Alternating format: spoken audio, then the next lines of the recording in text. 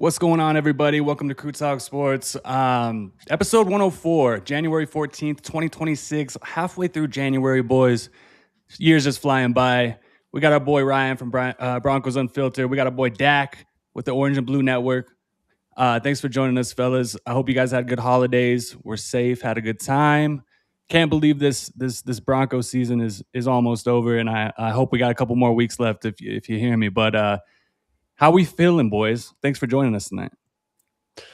I'm feeling good. I'm feeling like kind of better than I was after that last game, just because Trey Greenlaw's back, guys are resting up, and I'm starting to slowly have some more confidence after looking at some of these other teams and all the close games. I was just like, I think that extra week of rest is really going to help this defense, because I assume that they're really tired towards the end of the season. So feeling good. Yeah, I hear you. It's either going to help us or it's going to hurt us. But I'd rather be in our position than the position that Buffalo's in. Yeah, man. How was your Broncos season, bro? Are you ready for the divisional round or what? I'm stoked about this divisional round, bro. Like, you don't even know. What I would say, man, is I'm glad that we got a bye week. We're going into this game with the fairly clean bill of health, right? Getting some of our guys back in Dre Greenlaw, who's going to be one of the key players in this game, in this matchup, especially in terms of the, in the offseason, the addition. So I'm excited. I'm really happy to see him. We're going to need him against Josh Allen and that offense for sure. So feeling good about this matchup. Yeah, we'll get into it too. I mean, we're going to dive into it 100%, but like we're getting healthier. You saw last week that the Bills got a little banged up. I know me and Dante got time to talk wild card last weekend, so I just want to get your guys' thoughts real quick. Ryan, any takeaways from last year's wild card weekend? We had some good games. We had some shitty games there towards the end, but you're Chicago Bears, bro. Contenders, pretenders. What's going on with Chicago, man? And just any other takeaways you had? Listen, man, they're so predictable. I put 50 on them before. Listen, I'm only been with like small money right now. Been with small money. I put 50 on them before the game. After, I don't know if you guys saw that video of the Packers fan that like created that rap video. Instantly, I swiped out of X, went to DraftKings, put 50 right after I saw that video. I was like, they're fucking losing. And then Packers went up 21-3, like halftime. I put like another 50 on them, on the Bears. I doubled it down because like this shit, I've seen this shit before. I've seen the Broncos do it. They've like mirrored each other throughout the whole season for the most part, in terms of like those comeback wins and all that stuff and kind of the styles they've been playing. The Broncos do have a much better defense though. Bears have cardiac Bears. Yeah, the Bears have much better offensive weapons than the Broncos, but the Broncos, so that whole thing. And then throughout the whole time, I was texting my friends, got like, you guys are coming back. I'm telling you right now, because I also am a Jordan Love non-believer. I think Malik Willis is better, and they would have been better off. They should have just taken out Jordan Love and just had Malik Willis run for first downs all the time. He was balling. They would have been better off with that. And then on their touchdown drive when they started, I put like another like 20 on them scoring a touchdown on that drive because like I've seen it before. Boys, let's go. Like over $300 on the night. And I was telling everybody, I was out at like a bar. I was just calming everybody down. I'm like, guys, relax. Like, you guys got this. And everyone's like, no. Yeah. But I wouldn't say that they're pretenders, but I think they've overachieved now. Oh. That's what I'll say. Because there's a scout on the Bears that I know from like my channel like last year, the other one that I had. And I was talking with him, and he even said going into the game, he's like, listen, like I'm really nervous because our defense is tired as hell. He's like, we are the better team than Green Bay, which that's a fact. I like, especially after Micah Parsons got injured. I was like, the Bears are the better team in terms of personnel offensively. Like, I just think the Packers have like a bunch of like wide receiver twos all over the place, like wide receiver twos and threes. They don't have a true wide receiver one. Well, Golden didn't even start balling out to that game. Yeah, exactly. It's ridiculous, but that's why I did have like a lot more faith in the Bears. But I do think defensively, like the thing that's helped them is that they just get a bunch of turnovers, but they give up lots of points. If they're not like that, turnovers have kept them in the game, but it's what points. It's just giving up points and not being able to stop offenses. It's what also like has cost them games or makes those close games and all that stuff going on. So I think they do have a chance against the Rams. It's either going to be like, I mean, this sounds kind of stupid, but it's either going to be like a really close game or they're just going to get their butt whooped, in my opinion. They do have the advantage, though, of it being in Chicago and it's going to be cold. Right. But I think the Rams just offensively and Matthew Stafford is not, or Jordan Love is not Matthew Stafford. You know, Matthew Stafford isn't going to just shit the bed like that. Maybe against Seahawks or more of a division rival, but I don't think against the Bears. I think Rams lock in and get this game. Yeah, I like go to that game. I was so mad. I was supposed to go to that Bears-Packers game. Damn, that would have been a good one to go to, especially winning all that coin. Yeah, I like McVay over Ben Johnson. I think Ben Johnson's a little bit too young right now, but I think he's the right guy for that team. Dak, wild card. What'd you think, bro? Well, shout out to the Bears and the Ben Johnson, Caleb Williams. Like Caleb Williams got a bunch of disrespect, last season. Going into this season, coaching matters, ladies and gentlemen. I'll just say that right off the bat. Shout out to them. They've done phenomenal things. Unfortunately, like Ryan alluded to, maybe this is where the train stops, right? And the Rams will handle business, right? Ultimately. But my overall thoughts when it comes to the wild card matchup, man, all games were tightly contested, man. Fuck Justin Herbert. Dude. and with that being said, like I just feel like it was nice not to have Kansas City in this playoffs. It was a breath of fresh air being a Broncos fan. Who was it? Who was? You guys saw that person on X? Like some media person said, "Wow, it's these playoffs aren't the same without Kansas City." You're right. They're fucking better. Like I enjoyed every minute of it. I do not miss them at all. I don't miss seeing those ugly ass like mustard yellow and ketchup red colors on my screen. This ain't McDonald's. And seeing that ugly ass stadium. No, I enjoy every second of this. This has nothing to do with even being rivals. I just hate them. Like just colors and everything. Like in terms of aesthetics, I just don't like them. Eyes glued to the combination. Yeah, eyes glued to the TV watching the Panthers in the playoffs, man. I would take that all year long. Oh, yeah, me too. Yeah. Over the Chiefs, for sure. Bro, the thing I hate is that no matter what, whoever wins the Super Bowl this year, there's going to be an asterisk. They're going to put an asterisk. Oh, yeah. That was the playoffs with no Mahomes and Lamar Jackson. You know what I mean? So, like Josh Allen, pressure's all on him because Stafford, but Allen's QB1 in these playoffs. And if he's ever going to get a ring, how is this not the year with the AFC looking like it is? Because the Patriots and the Broncos are only going to keep getting better. And some of these, like the Ravens, some of these teams could be back. So this is like the Bills window right here. Another thing to point out when we were talking the AFC wildcard, it's just a great, and just in general, overall, the wildcard, like a new quarterback era in the NFL, right? How deep the quarterback talent is within the NFL. You got guys like Bo Nix, Drake May, Caleb Williams. I mean, Jordan Love, some like Ryan's not a fan of, but I am. But anyway, like even I was high on him when everybody wasn't. This is the thing. It's like everybody was really shitting on Jordan Love when he came in. And I was watching him. I was like, no, he's pretty solid. But then everybody started putting him on this pedestal. I'm like, whoa. You guys put him up way too high. Take him down. And he's the highest paid quarterback. If you guys watch these Packers games, because I live right next to Wisconsin. I was going to school in Wisconsin, so I'm seeing these Packers games and stuff. Matt LaFleur schemes guys wide ass open all the time. Why else do you think it wasn't that hard for Malik Willis to play? Because these throws aren't that hard. These throws are not that hard. Matt LaFleur is a wizard who I guess shits the bed in the second half in playoffs. But I'll say throughout the regular season, he is cooking and scheming guys open. That's why I take I don't like Jordan Love's mechanics. I don't like a lot of stuff about just the way he plays. But I'm not saying he's garbage. I'm just saying like we've kind of we've started to see that limit now. Of like I was here real quick on that before we get into the Broncos Bills. I was hearing James Palmer say that he wouldn't be surprised if they go, like, if the Packers go to LaFleur and, like, try to, like, get a new deal done. If they're not even close, which he thinks they might not be, he could be out of there as well. So I'm just like, dude, like, what are these teams doing? I don't know.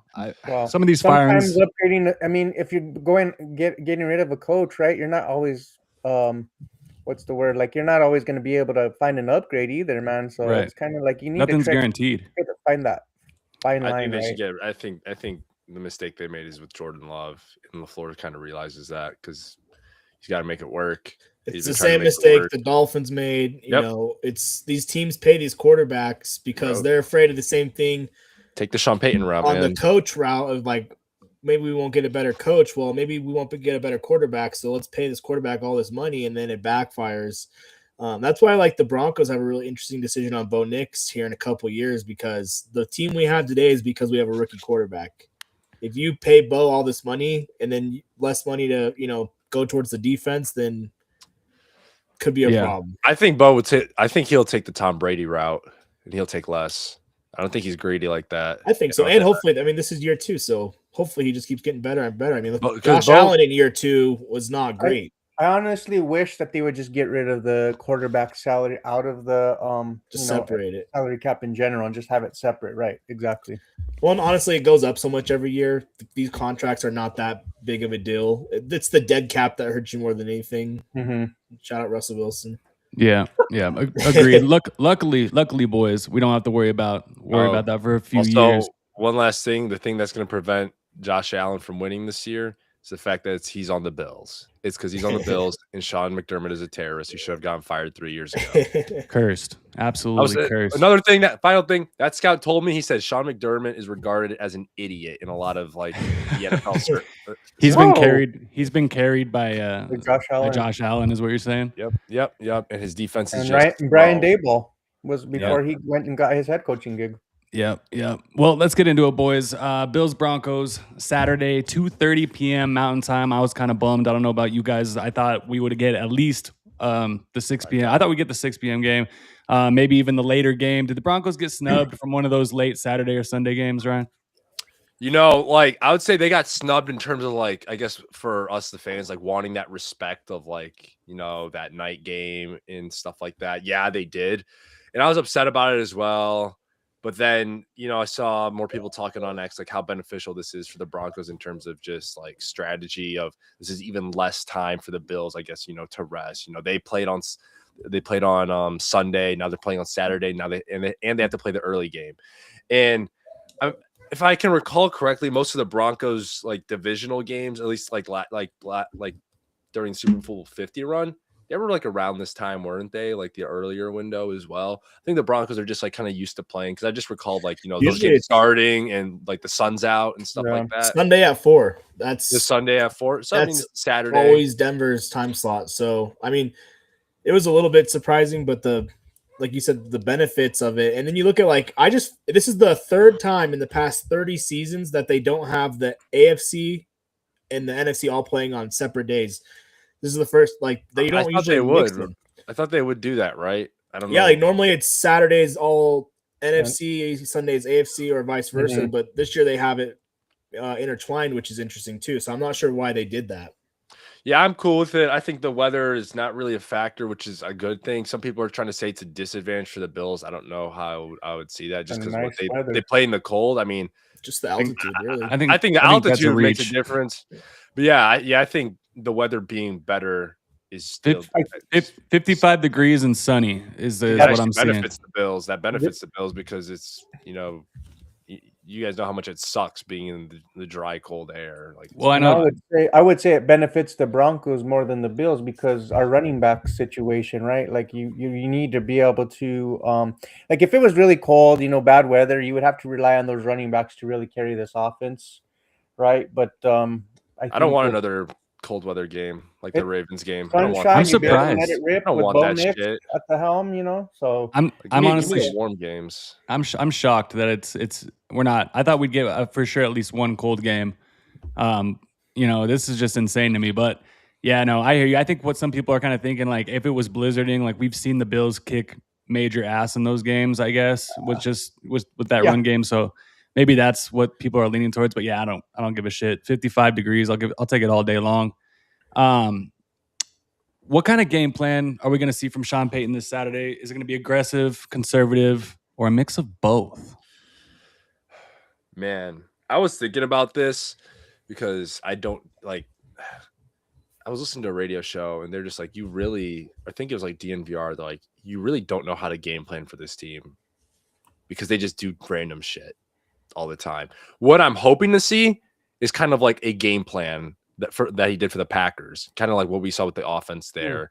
That'd be nice. That's where I think that's the at ceiling least offensively, for they looked the best. Bo looked really good. The ball was getting dispersed to like all these receivers. That's what I would like to see. Yeah, where there weren't really that many screens. Like I don't want to see like screen heavy game. I'd like to see Jaleel run the ball more. I kind of take back a lot of what I said about Jaleel. I'm like, why is he even, on like this roster and stuff if he's just getting deactivated? But he has such a great change of pace, and this Bills defense, they're not that great stopping the run. And 30th. Harvey will be solid, but I think Jaleel will really help that as opposed to having Bidet take all those reps. I don't think Bidet should take a single rep, to be honest. Yeah, no, just pick two backs and run with them. Pick two or pick two of the hottest ones. If Bidet is running hot, go ahead. He really hasn't this year, but I think I know. We also have Cody Schrader on the roster. He hasn't played yet, but they picked him up on waivers like a couple weeks or. Who is that? He's a running back they claimed off of He played with Missouri. He was good in college. He came from the Rams. Yeah, he was the Rams, and so he's on the active roster because they signed him off of a practice squad. I don't know why, but he's on the active roster, which is scary. But just please, dear God, I'm with you, Ryan. I want to see more Jaleel, man. I think he's looked damn good in the little, the very few snaps he's gotten. Dak, what do you think, man, about the game plan going into Saturday? Well, man, I would say that I think I would expect a little bit of a balanced attack with Sean Payton, honestly. Like the Bills like to run a lot of zone coverage, right? So they're going to make you earn the yards that you get. Bo Nix and Sean Payton are going to have to find the soft spots within the zone. Running the football, making the Bills probably hopefully stack a box and keep would help with that, right? And I would like to see us get some of our playmakers in space, like Evan Ingram, Troy Franklin, Marvin Mims, and even RJ Harvey. These guys need to get it going, right, and get some yards after the catch as well.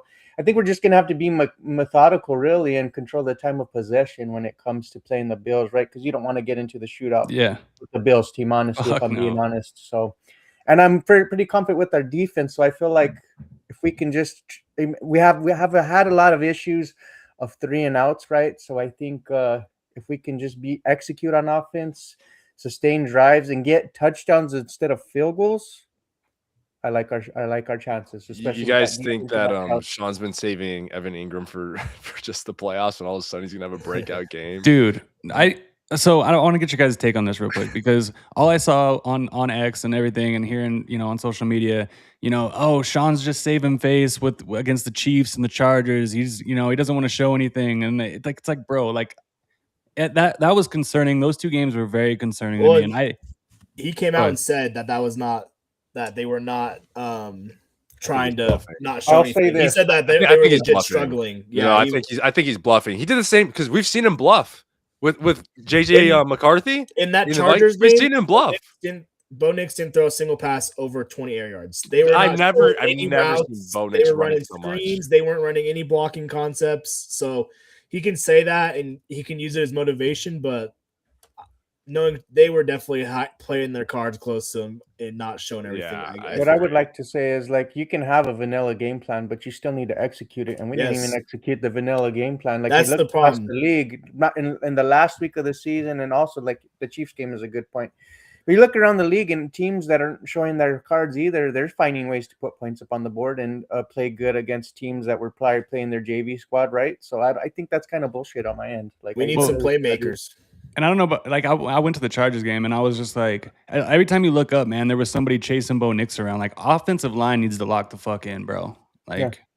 Did you see them get their ass kicked against the Chargers? Exactly. Yeah, dude. That offensive line better show up. I swear to God. Mm-hmm. But I guess we can hop to the defensive side of the ball real quick.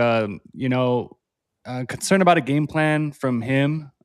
Just with all like the head coaching interviews going on, him and Davis Webb on the other side of the ball too. But any concern of defense maybe getting caught a little tired? Just I think they'll be chilling now. My concern is ultimately defending the middle of the field, because that's what killed us last year against the Bills, and that was when like we did like our linebackers were, Cody Barton, Alex Singleton. Yeah. Well, it's still Alex Singleton. At least Dre Greenlaw's back.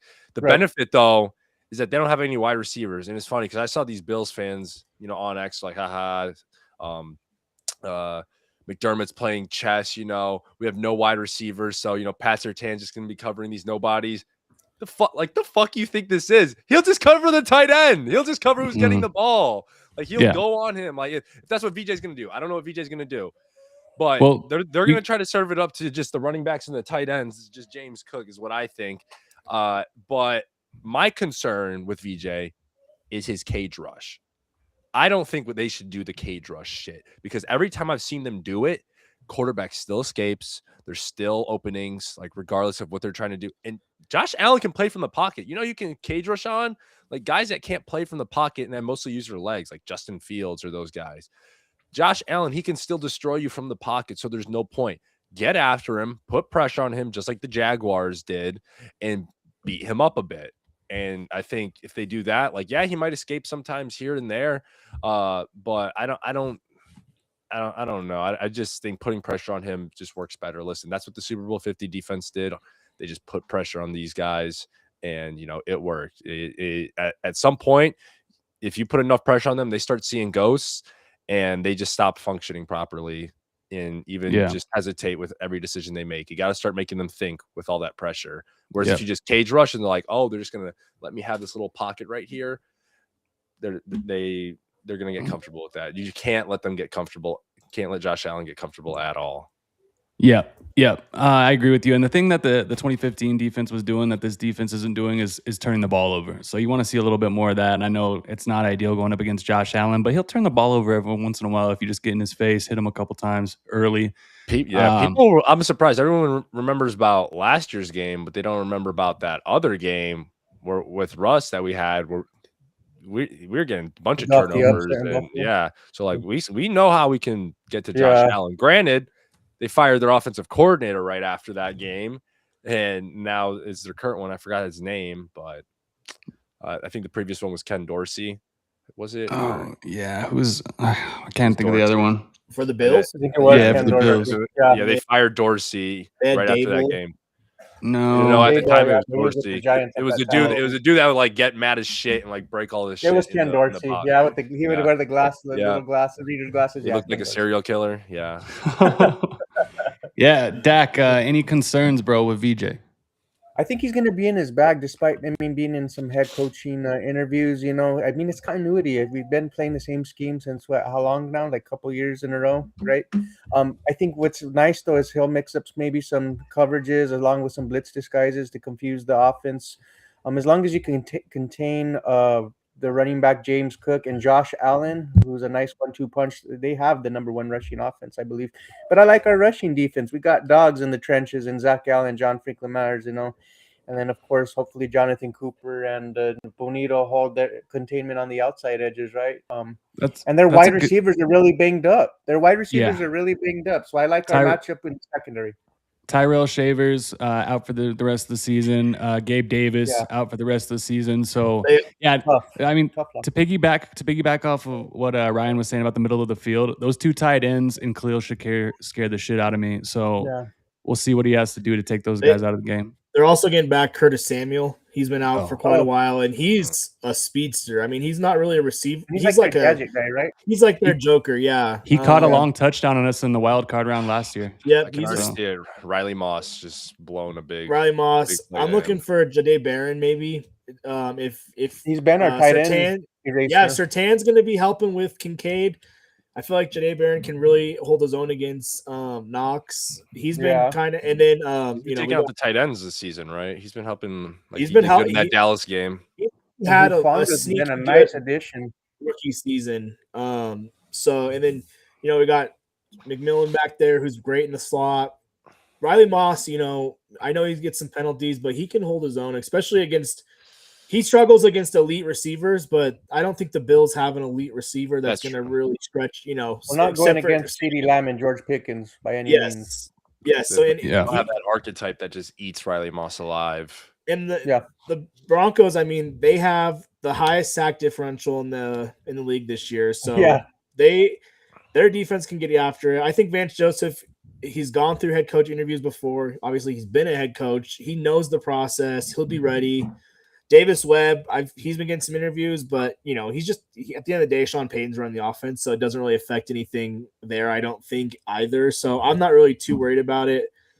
If anything, Vance Joseph maybe has something to prove if he's going to get one of these head coaching jobs. I need a head coaching gig. Yeah. Yep. That's a great point. One of 8 teams that are still out there doing this. So what a better chance than showcase what you can bring to the table for a head coaching position. Yeah, I agree, man. Real quick, shout out Jay Weaver. What's up, big dog? We see you. Shouting out Dak. We got George in here too. What's up, George, bro? How you doing, dog? Definitely. I guess we kind of just briefly touched on this, but like things that are making you guys most nervous about this game, besides Josh Allen. I mean, obviously let's just try not to say Josh Allen. Low key, like PJ Locke.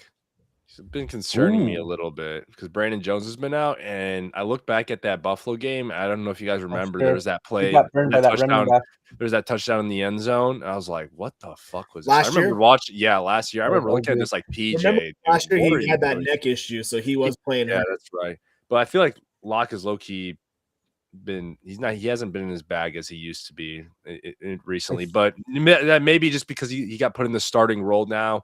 But I feel like 2 years ago he was doing a lot better as a starter, and now I don't know what's been going on. Maybe it's just the communication aspect of things, or maybe the whole defense is just tired. So like that's what I say. I'd rather take my chances with this bye week and these guys getting rest over the whole thing of like, oh, they might be rusty. Yeah, well, we saw that. Yeah, we saw the same exact thing last year when in December this defense started to take a dive, right, and started to give up more points and started not to look like themselves, man. And then we're playing in Wild Card Weekend. Yeah. Hopefully, this is where it helps out in the Broncos' favor. Dak, man, what are you nervous about for this game? Bro, let's be honest. Let's go on the other side of the football and let's talk about the offense. Getting to a slow start would be detrimental in this matchup, if I'm being honest, right? We can't get behind the 8 ball against this Josh Allen-led offense. You told me not to say Josh Allen, but damn it, if Josh Allen's putting up points, we have an issue, right? So this offense needs to execute, like I said, and they need to be efficient and really run the football. So I would be afraid if we were one and done, but the offense really can control this game. This matchup, I'll be honest, honestly. I'm not really too worried about Josh Allen as much as some people are. I've seen us beat him. There's a formula out there. Falcons beat them. Like it's not like they're not the one seed. They were last season at all. They're not the one seed. Yeah, they're not the seed. Like, they have a lot of flaws. Josh Allen is carrying them, and he's banged up right now. They have a lot. They do have a lot of flaws. The Broncos have been pretty solid at stopping the run, and James Cook, and so I think there's a lot of benefits that are going the Broncos' way. I don't know how they're an underdog. I mean, the person that. They aren't. It jumped back. Yeah, they motherfucker. Whoever that dude in Vegas is, he's got to be a Broncos fan because he knows how to put the chip on the with the underdog stuff.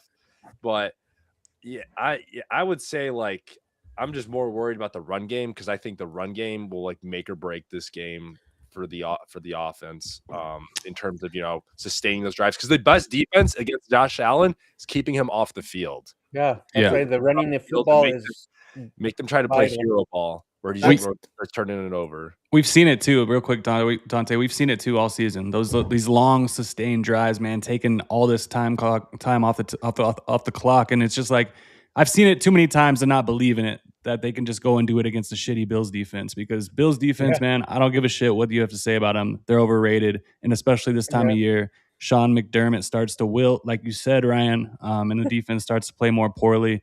But hopefully, I'm just hoping that Broncos country shows out and there's not a shit ton of Bills Mafia in there. Oh yeah, no, there won't be. I don't think there will. Jesus, yeah, that's right.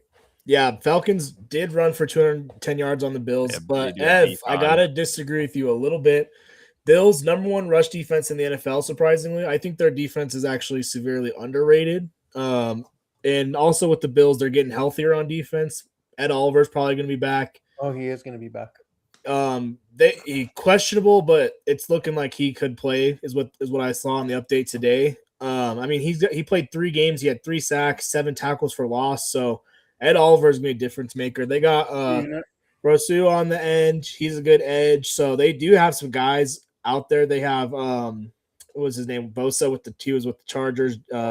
So Bills defense is, I think, a little bit underrated. The biggest concern for me is if you can't get a running game going, like Ryan said, and Dak, like you were saying with the offense, if we start slow, then it all goes on Bo Nix. And let's not forget, this is Bo Nix's second playoff start. So, and we've seen Bo get a little bit too amped up in some big situations. So, worst case scenario, we have a slow start. We can't run the ball. And now Bo needs to try and be superhero because we know Josh Allen can be superhero because, he's done that before. And that's just kind of his game. But Bo Nix, I don't know if he's quite, I'd love to see it. I think he could do it. 33 points in 1 quarter. I think he can do it. He can do it. Yeah, but they just gotta give him the freedom. I probably should have mentioned this in the game plan earlier. More Bo Nix designed runs to make them respect that aspect of his game. RPO slants would be nice too. It's like stuff how we makes have to him comfortable. Josh, yes, yeah. I think there's you guys have all probably played sports. I don't know if you played football, but you got those nerves going. Get Bo Nix on a QB run, like first drive. Get him knocked, get him hit, like not injured. I don't want him to get injured. But, get those nerves out, and just get him and throw a deep ball. Get a deep ball out of the way early. Oh, well, we know he's going to do that. They did that last year. Bo Nix does lead the league in interceptions throwing over 20 plus air yards. And I think that they're going to – I think the game plan that could unlock this offense, the passing game, is Marvin Mims, because I don't know what the hell has happened to the Marvin Mims deep balls that just, got extinguished, dude. They don't exist anymore. I think Marvin Mims deep balls. Mims, but I don't think it's gonna be deep ball. I think it's gonna be some design screens and maybe even what happened to the deep balls, dude? I think that's Troy Franklin's game now. That doesn't make sense. Troy hasn't even been getting Franklin on the deep ball, but they haven't been using him for that either. I do think we'll see some trickery with Mims, maybe McLaughlin. Ingram possibly. Sean Payton's had 2 weeks to cook up some plays, so we're going to see some trickery somehow. Can these fuckers execute? Real quick, I was. Yeah, that's the thing. Run game is going to be execution. Yeah. So since 2017, I know that's a long time, but Bills give up on an average 25.1 points in the playoffs. All right. Oh. So I'm telling you that this team, like Ryan said, man, they're a good, solid regular season defense, man. But when it comes down to getting stops when it matters, and dude, they can't. Dude, it's just Chiefs did whatever they wanted with that defense, dude, for the last 3-4 years, bro. So I'm not worried about it. Ed Oliver coming back. I mean, yeah, that sucks, but coming back from torn biceps, man, it's I don't know, He has to get into gameplay shape too, right? He has to get conditioned. Yeah. It's not like he's going to be the player he was before injury. So right, exactly. Everyone's talking about Josh Allen this, Josh Allen that. Even Broncos country, I'm like, guys, do you forget how much? Do you have any faith in Bo at all? Does anyone forget that? Do we forget what he's done this year? Yeah, maybe he hasn't played great all the time, but all the comebacks and all the times he's even when the defense has played poorly, he's stepped up with the offense. Come on, we got to remember, Bo's been showing that dog in him as well, and he remembers each time he loses. When he lost in KC, he made sure he got his lick back. This year when they played even in Denver, he remembers that. He's gonna remember, what happened in Buffalo last year as well, getting whipped like that. Bo remembers it all. That makes me think, what if we see more of a game plan like what they had against Kansas City here? Where it's just hey, long drives, keep Mahomes on the sideline. It's going to be boring, and we win 19-16. You don't want to get a shootout. You don't want to get into a shootout with Josh Allen. You want to have full control of the game, full 100%. Control of it, which is fine. I'd rather see them it be kind of somewhat boring, and then them executing. I think boring will be exciting for us because we know that if they have control, that's better than them not having control and just kind of being wishy-washy. And I'd rather just see the defense be the exciting part of the game and see the offense do those boring long drives, you know, get the touchdown and stuff like that. Like that's cool with me. This defense is just what needs to wake up. I think the offense will be fine. They always answer the call. It's this defense about I don't know what the statistic is, but just from what my eyes have seen, they cannot get off the field on third down. They don't get off the field on third down until like they're in field goal range. Then it's the whole bend don't break thing. Like get them off the field before they pass the 50 or before they get into field goal range. Get them off the field. And that's the thing I feel like they haven't done that well. They did it very well earlier in the year. And then more recently, they just haven't been able to do that. Even against the Chargers, they're still in freaking Trey Lance drive down the field. They had good red zone defense, but they're letting them get into field goal range. Good thing we are the number 1 red zone defense, though. Yeah, Bills are 30th against the run and first against the pass. Yep. Yeah, that's secondary. So yeah, that was one of my biggest worries that I'm most nervous about in this game is our run game. Like I think RJ can do it. I hope he can do it. I want, like me and Ryan said earlier, we'd like to see a little bit more Jaleel. And the other thing, it's a name circled in big red ink, boys, and it's Riley Moss. And it helps that Gabe Davis isn't going to be out there stretching the field. Tyrell Shavers is out there making plays for them all year. That helps us. Yeah. But so I trust a little bit more in Riley Moss to be able to keep up with, you know, Keon Coleman or old ass Brandon Cooks, right? I swear to God. Yeah. So yeah, I don't know what your guys' thoughts are on Riley Moss. Do your job, and if you get a penalty, I'm gonna get pissed at you because listen, like he asked for it. I don't know if you guys see how he plays. Like if you look at him, and this is like kind of funny comparison, but like Cooper DeJean, Riley Moss plays like he's built like licorice, dude. He's like flimsy. Cooper DeJean, strong dude, stocky. You know, you can see like he's nice and firm. Riley Moss always looks like he's falling all over the place, like ragdolling everywhere. That's the issue I have with him, because if he's not on a guy, that's when he starts reaching, starts grabbing, trying to catch up, in having those issues. And I see some of the tape, and he has some solid coverage, but he's just so boom or bust.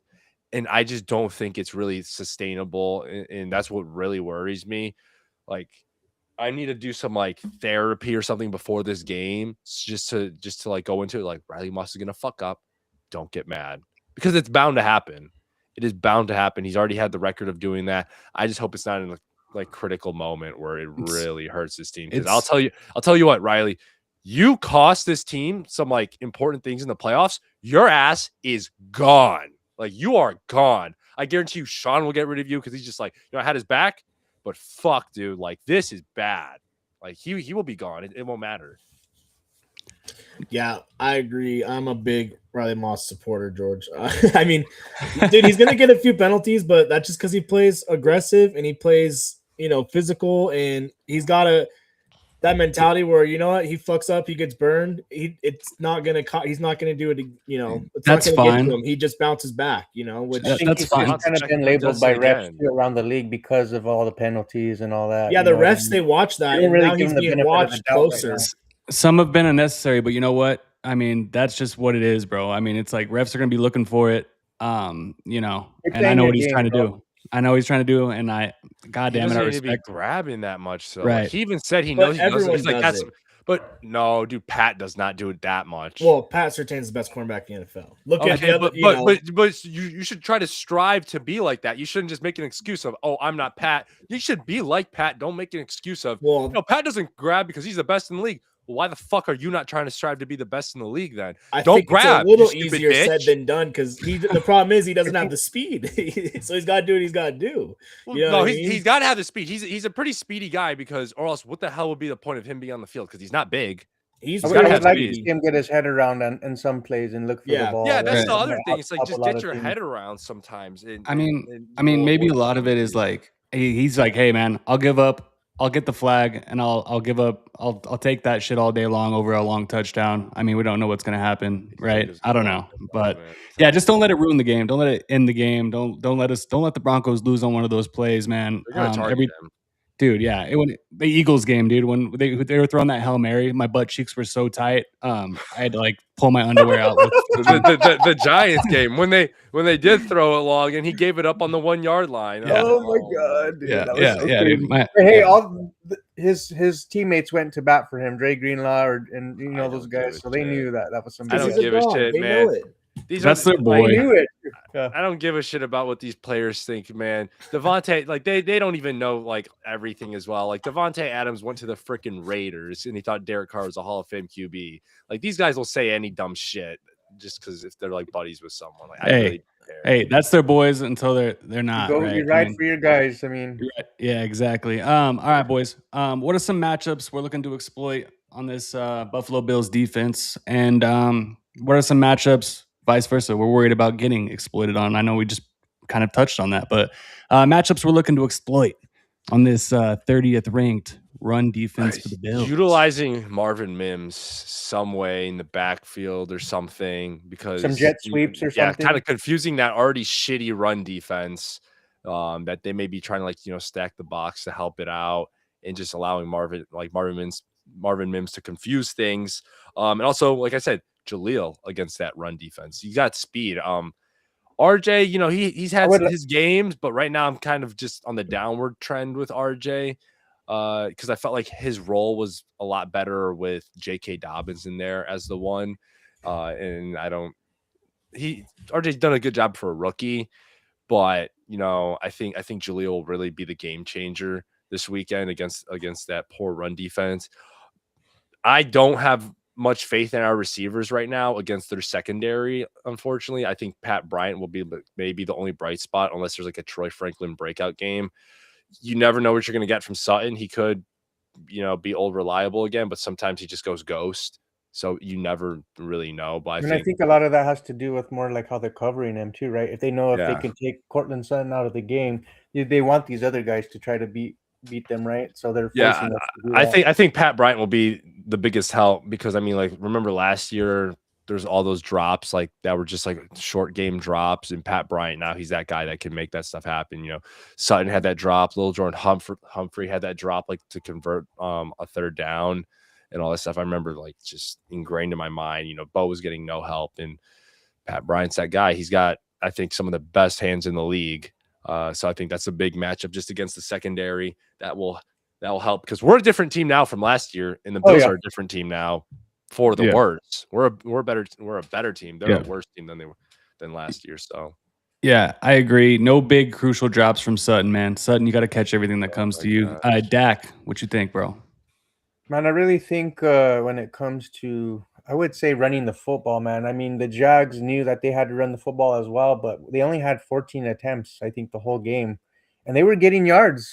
I think Tootin was getting like almost 12 yards per carry, and I want to say ETN was getting like 6, but they only ran the ball 14 times, right? So Sean Payton is known to get in his own way, right? Sometimes and have Bo Nix throw 45 damn times in a game, right? So did I see today that Bo Nix led the league in pass attempts? We might have to double check that, but that's diabolical. I think he did. I'm pretty sure. So I mean, running the football. I think running the football will definitely dictate this game for sure if we can execute against that poor Bills run defense. I agree. On the defensive side, man, I really want to see Zach Allen in that interior defensive line just create some pressure up the middle there and really contain the run game with James Cook, because you saw once the Jaguars shut off the water for James Cook, it was hard, right? They made the game difficult for Josh Allen and those guys. Yeah, agreed. Just don't do what the Jags did in trying to get into a shootout. That is terrible. Oh no, don't get in a shootout. Yeah, poor time clock management. When the Bills got the ball back, I was like, oh, they're scoring. Yeah. It's it's just inevitable. Dante, what you got, bro? Yeah, I think the biggest thing that we need to do is cause some turnovers. You know what I mean? Interceptions. We're getting sacks. We need to be. Josh Allen will put the ball out there. He's a little loose with it sometimes. So the strip sack, catch him when he's running. But turnovers are the number one thing I think we need to try and take advantage of, because the Bills do average the highest time of possession over 33 minutes a game in the NFL. So the Broncos aren't going to have as many possessions. And are they going to make the most out of them? We can't afford to be having 3 and outs and some of these things because we're not going to have a lot of possessions. So defense is going to have to help out, and I'd like to see our playmakers take advantage of it and get some turnovers. Zach Allen, especially. I mean, if they can force, Josh Allen's going to try and step up, and then boom, if you got Franklin Myers, Zach Allen in there. Denver's defense, there's a reason they have so many sacks. They have Nick it down. Bonito game. I was gonna say, or Jonathan Cooper, baby. Yeah, Jonathan Cooper too. But they need to actually wrap up, take him down because Josh Allen was it Bonito the other week against Trey Lance? He just ran right into him and then didn't take him down. Away. I think they're going to need more than one person to wrap up against. That's the thing. You're going to have that. I don't know if those PJ Locke and Jaquan blitzes are going to really work on Josh Allen. He's a unit. He's a unit. They might just bounce right off his ass. They're gonna have to go for the ball. They're gonna have to do what Vaughn did, man, and just go for the ball first. Don't care about taking him down. Just go for the ball. See, turnovers. Yeah. And it all just comes down to execution, right, boys? That's what we want to see from this Broncos team, man, at home in this divisional round. Offensive word line. Of the game. Those fuckers don't execute. Those fuckers do not execute at all. Dude, all right. I'm just saying, not feeling what this offensive line coach is putting down, bro. I don't. Zach Strafe. Yeah, I don't see it, man. I see everybody saying how this is a top 3 O-line. You have some injuries. Starting guard and center are both out. And I mean, our center is like a wash. Our center wasn't even that good. Over over Wattenberg, if I'm being honest, in terms of the run game, getting that push, going to the second level. It's not even them. It's like minors, like missing assignments. Like these dudes, like he did miss a lot in that game. They miss these assignments and stuff, and they're blocking the wrong people, which just makes the run game messy. That's been like one of the main issues. They just don't execute. When they're executing, like we look really good. That's when it's like the Packers game, like that. But then it's like you can't execute against the Chargers backups. Oh, hey, a couple weeks off. There ain't no excuses now, bro. You better look clean and crisp. Let's see what we put out there. Yeah. I got faith in them, man. I got faith in them. I think so too. I think they bounce back. All right. I know we had talked about a little bit earlier about Ryan's boy Sean McDermott. Does he get fired if the Broncos win on Saturday? Yeah. You gotta fire him. He should have been fired years ago when they blew that game to Kansas City with the 13 seconds left and they let them go down and score a touchdown. Like I thought he should have been fired after that because they had the number one defense in the league, and I was just like, number one defense in the league does not do this, and there's clearly something wrong there. And just get an offensive coach because, especially for the long-term success of Josh Allen, what's the purpose of having a defensive coach? You get a good coach like Brian Daboll, gone. Now he's gone. Right now, you could fire McDermott and get Daboll if you wanted to do that. So I think they should fire McDermott, bring a defensive coach or bring an offensive coach, and you can get a defensive coordinator anywhere. And everybody runs pretty much like a Vic Fangio scheme of some type. It's so easy to find them. They're all over the place. It's a lot easier to find a good defensive coordinator than it is a good play caller. So I think they should fire him just to change things up because you stop wasting your time. It's been the same result for multiple years, especially if they lose. Real quick, like Dak, and you can follow me up on this. Like, when you got all these head coaches out here, like with this magnitude that just got let go, John Harbaugh, sorry, and Mike Tomlin, and just like you got these names out here where you just got this small window with Josh Allen, bro, where it's like you can't. I see where you're coming from, but it's like, do you really want to gamble on another gamble when you only got Josh Allen for what 3 to 5 more years, maybe? Max. Look, John Elway. Look what happened with John Elway. Who was the coach? Oh, fuck. What was Dan Reeves? Yeah, Dan Reeves. They gambled for a while, and guess what? It got them nowhere for a good while. What they lost 4 Super Bowls. They lost like three Super Bowls or so. Yeah, so they actually got to Super Bowls, and they fired him because they're like, yeah, this dude just can't get over the hump. Well, and Dan Reeves goes to the Falcons and then loses in the Super Bowl to the Broncos. Like sometimes these coaches, you just got to. It's simple pattern recognition. They need to stop with like, oh well, look, they're getting closer. They're getting closer. They stop. If the Bills losing this game, they're regressing now. It's the same thing with like LaFleur. Sometimes it's just a change of scenery. You look at guys like Sean Payton, who did the right thing, that they recognized, listen, like, I'm a good coach. Like, there's nothing wrong with me. There's nothing wrong necessarily with this team. It's just you sometimes just got to shake things up and get a change of scenery. And a lot of coaches just refuse. Like, I give Mike Tomlin a lot of credit because he took that route. He was like, listen, he's like, it's just, definition of insanity, doing the same thing over and over again, expecting a different result.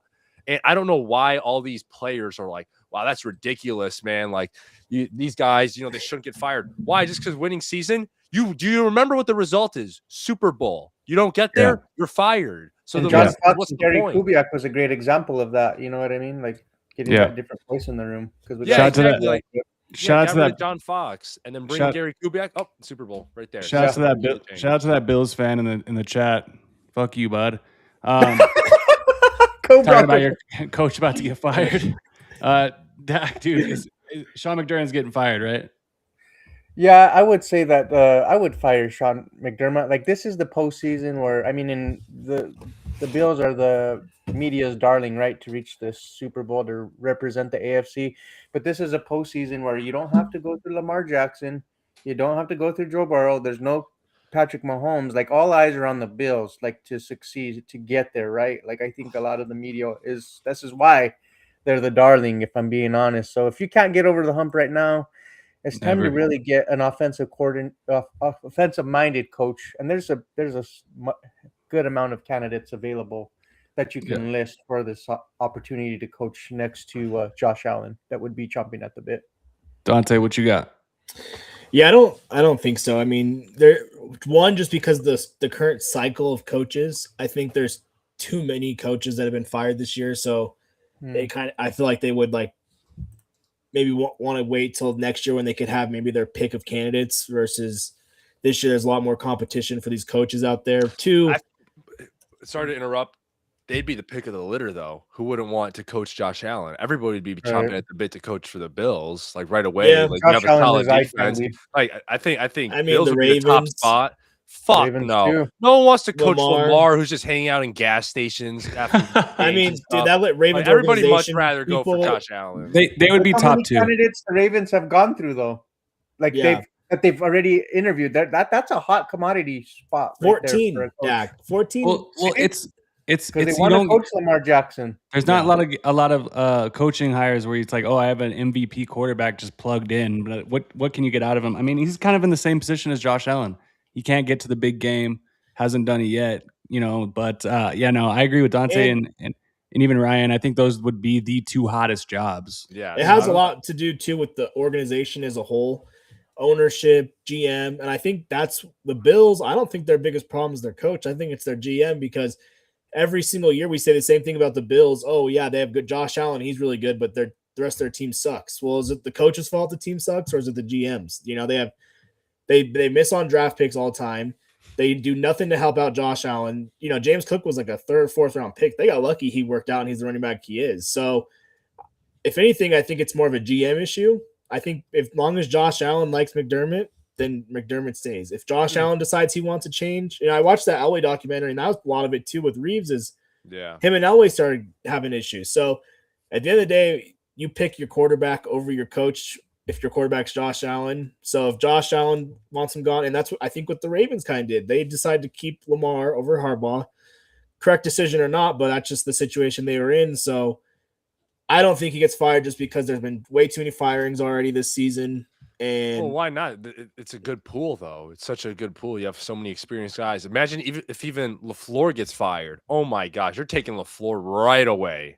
Oh yeah. I think just John Hart. I mean, he's McDermott getting fired will depend on what other coaches do end up getting fired, and where the Bills end up. And I think they also like the combo of Joe Brady as the offensive coordinator. So Mike McDaniel is a guy that's out there. Promote him to head coach then, and then just get rid of just get rid of McDermott. You can find anyone else for the defense. But I would say even if they do like Joe Brady, it's like, if Joe Brady's still not getting them over that hump, he might get the axe after this weekend. But you make a good point on the GM, because he makes those decisions as well about the head coach and everything. And I know like Josh Allen definitely has some say into it. But so I think GM Brandon Beane, it's Brandon Beane, right? Yeah, Yeah, Mhm. he should go. He should go as well. Like Keon Coleman, like, dude, what the hell? Oh yeah, we need a Yeah, we need a number one wide talent receiver, in the wide Brandon. receiver Best I room can since do is Stephon Diggs has best I been can do. gone. Yes, Diggs. I don't even know who the Bills. Who's their first round pick this year? Oh, they It got a was corner. I want to say. Corner from Kentucky. Yeah, Deck. Yeah. So, which hasn't really been much of an impact. So, I mean, they have a solid secondary. I mean, I don't know how this team's been playing. I don't pay that much attention to them, but yeah. You just need to. I don't know. They've done everything in their like power to not get Josh Allen elite weapons. yeah, I mean, it's just pattern recognition, man. If this guy's not, if it's not trending upwards and it just starts trending downwards, you're just wasting your time. but I mean, if Josh Allen, like we said with Sean McDermott, you can't help that he's standing on the sideline when he's losing those games to Kansas City and stuff like that, right? You know, it's at the end. When he calls the defenses, right? So it's like, Yeah, if you're fucking up on defense, then I guess you got to change the defensive. Well, that's coach what I'm too, and saying you as can bring well. Someone else in.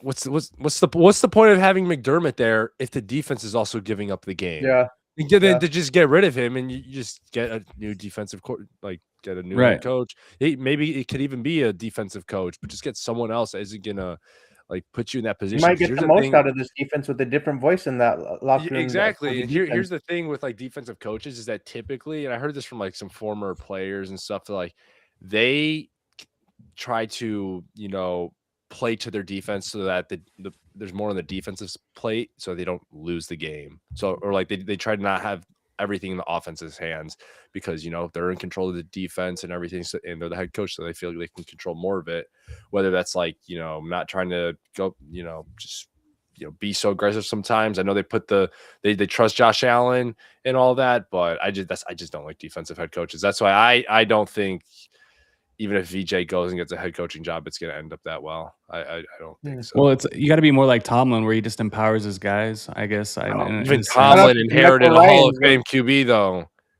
Yeah, but ever since then, he hasn't been shit. Yeah, but you can't knock no winning or no losing seasons ever, bro. I know, but I can also I'll also knock like just not progressing, especially with some of the quarterbacks they had at the end.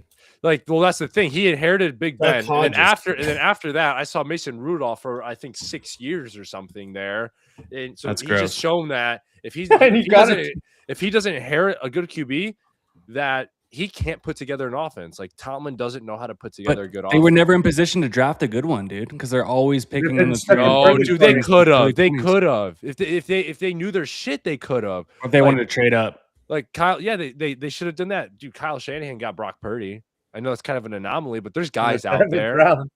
There's guys out there that they could work with. But it's not just that. It's that Tomlin doesn't even get good offensive coaches. Like he doesn't know what he's doing. Smith. Like all the guys like Matt Canada, like remember that? Like what the like that's why I don't trust Tomlin. I think he's a great defensive coach. I think he got put in a great position when he got there, inherited a great situation that he made the most of while it was there. And then as it deteriorated, he was never able to rebuild it up to that. So ultimately, but I do think that if he got, an opportunity to, be with the Bills, like he could take them to a Super Bowl because he's inheriting that QB again and that system and everything. And then he implements his defense. He just tries to not touch the offense, just tries to kind of give that culture change. That's, I think, the only way Tomlin really succeeds, because besides that, he's just shown that he's like slightly above average. Dak, do you think Mike Tomlin's getting a job this next year, or do you think he's going to take a year off? Oh man, I would like to see him just kind of take a year off, kind of thing, and just enjoy life. You've had so many years of coaching the same team, reset, and then come back next year. I would like to see him. How do you feel if you're the Jets right now, keeping Aaron Glenn and then seeing they did keep him. They did keep him. Yeah, dude. That's so stupid. Like, Aaron Glenn should be gone, dude. Yeah, like, no, dude.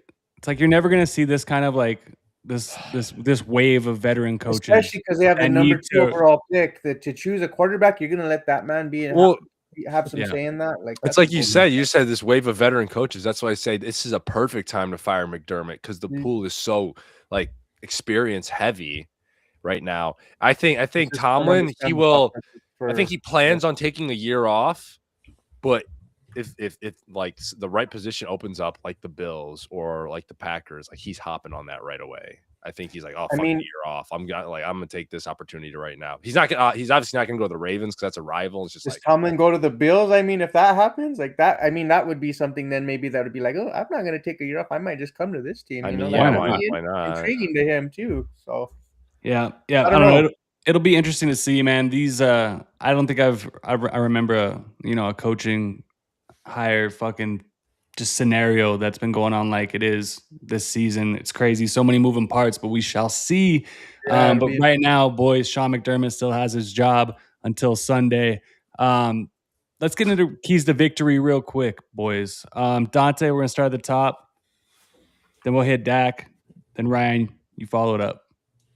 Yeah, keys to victory for me is, like I said, Bo Nix just has to play good enough football to not lose the game. He doesn't need to do too much and try and be Superman. He needs to make some plays with his legs when he needs to. He needs to stay calm, but he's, everyone says Broncos don't have weapons around him. First time since 2015 we've had 2 receivers with 700 plus yards receiving. So I think we do got some weapons.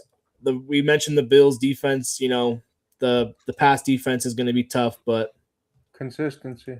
yeah, consistency for sure. And then the run game, RJ Harvey's got to make some plays, and he's got to, he's got the most touchdowns of any rookies this year, but he's got to do it between the tackles, and they need to get those tough yards when they need them, because getting out of third down is going to be important. First and second down is important because we can't be on third and long, and we can't have 3 and outs. So the key to victory for me is the offense needs to do their part. The defense is going to do what they need to do. The Bills are going to get theirs. Josh Allen's going to get his. The offense needs to score 24 points at least if we're going to win this game. Yep, agreed. Dak, what you got, bro? I like all the points that Dante made. Really, yeah, just sustain drives and don't. I mean, we've had offensive possessions where we've gone down the field, we've driven down the field, but we've only gotten field goals. In this game, we need to convert those into touchdowns. I think that's very vital. And of course, like Dante said, running the football, Bo being efficient, managing the game, I think we'll be in good hands, and creating turnovers on the defensive side. Yeah, Limiting love it. the- Ryan. I think the offense will handle theirs pretty well. I have confidence in them. I think biggest key is going to be linebackers, middle of the field, stopping the run. Those dudes, Dre Greenlaw, Singleton, don't you dare get burned, motherfucker. Like, I've seen you get burned so many times. Put it, like, I know he's wearing the green dot, but like if you need to get Strenat in there a little bit more, like go ahead. I've been liking Strenat and what he's been doing, but I know that reporter kind of got burned for this, but like, attacking downhill and on the run game as well, and just filling those gaps. That poor guy, by the way. Poor Luka, he's so good at what he does. Luka just getting ripped all season long. I mean, to be fair, like, I mean, he's a young cat, bro. Yeah, he's a young cat. He's young, but I understand what Sean kind of got frustrated of, like these dudes trying to act like they know ball and all this stuff and use the terminology. He's like, I understand that. Yeah, I got you. Yeah, I understand it, and maybe Sean, if we were in Sean's head, he kind of maybe we'd think like, what the fuck is this dude talking about? Yeah, real quick on Instagram, Denver 1897 says Broncos to the bowl. You'll love to see it. And our boy Marvel Music, he says key to the game, Bo Nix's legs, use his legs, and we'll keep marching. So you'll love to see that too. Yeah. Bo Nix's legs, and I think protecting that middle of the field and just running, stopping James Cook and those tight ends as well. And the good thing though is that I was hearing in one of the podcasts I was listening to is that the best way the Bills should attack this Broncos defense is in 12 personnel, so like 1 running back, 2 tight ends, but they typically run like 11. Or so they never really have 2 tight ends out there, which is what they should do. Maybe they will do that. They probably will. More. I don't know. Well, that's not what they did against the Jags. I don't think. So maybe in the red zone. Maybe in the red zone. They've been staying pretty true to like what they do. It seems, and just trusting that and not trying to change up for whatever team they're playing as much. But yeah, middle of the field, man. I swear that's where we got beat last year. That's where we get beat a lot of the time is these tight ends. But I trust that using that first round pick on Jahdae Barron, having Dre Greenlaw there as well, those guys will hold it down pretty well. Just don't leave Hufanga. Singleton. Hufanga added this defense, man. Yeah, I think Hufanga as well. That was an issue last year. tackling machine in the run game too. Yeah, so we got those pieces now. The only thing is Brandon Jones isn't there, but that's fine because he doesn't really do shit. Like when PS2 got stepped over by Mac Hollins and Brandon Jones just stood there. Luckily, we don't have a lot of burners to defend in this one. Yeah. Yeah, that's true. That helps. But on the other hand, boys, what's going to happen that leads to a Broncos loss?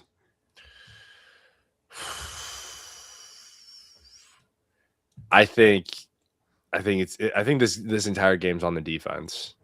I think this whole thing, whether that's not getting turnovers, and like I said, I know I'm gonna sound like a repeated record.